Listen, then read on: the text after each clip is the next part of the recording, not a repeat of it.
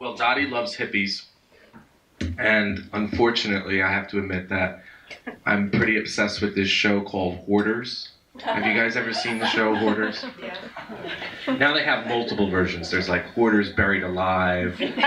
Hoarders Animal Feces. I mean, there's different versions of it, and it's a kind of growing thing in which you can just kind of watch these case studies of people who can't stop accumulating things of great worth, like VHS tapes of the ABC News from 1972 to 1982, kept in their backyard, and even though their property's being foreclosed because they won't clean them up, they need those things. And I, as someone who lives in New York City and has an apartment about the size of this couch, I relate to that deeply. And I kind of feel like my imagination is something that kind of hoards. And so this is my hoarder's poem. It's called Collection Agency. The pleasure of cratered statues, flowers of fractured cubes and mannequin bouquets, creams, Latin grammar manuals, and the seams of torn fabrics, yarn from childish dolls and little brittle hairs, an aisle lost in aisles of aisles alone,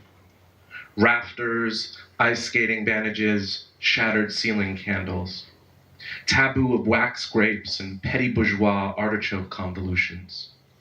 panels of copper piping virgins, post-it notes and sprained ankle pamphlets, the coverlet of your pillow, unfathomed wheels and hearty transcriptions of public discourse, pearl-eyed banisters and sandwiches wrought in iron, letterpress monographs on widgets, inflated mistresses and elbow assembly lines, the eyeliner of academics and party vials filled with real vampire tears, chapstick, names without human smell, quartz balloons, a flea museum automated with wind, granite sponges and crimpled scarves, busty mothers and plaster, plummy coupons, Frigidaire neurasthenia, dispassionate Congo boosters and shredded winning tickets from future lotteries,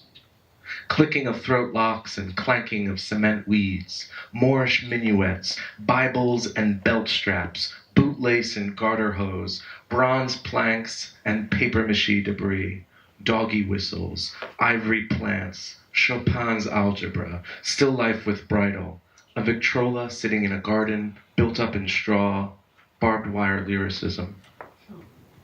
The complete remastered recordings of the labyrinths of the sea, mock-up dwellings of Dortrecht and Arles, and storyboard towns of Catholic philosophers, afternoons, islands, carbon phonographs, tawny T-bells, mobile phones the size of embryos, continental breakfasts, Mesopotamian bumper stickers, photograph of night plowing chalky rows, film projectors and postcards, rashes of them, vintage boxing clothes, book bindings of rather indifferent glue, one pictured tympanum beside miniature giraffe, spigots and faucets, yawning monitors, banner reading, "There's time, there's still time, there's always time," your image on the emblem of a gnome. And thank you.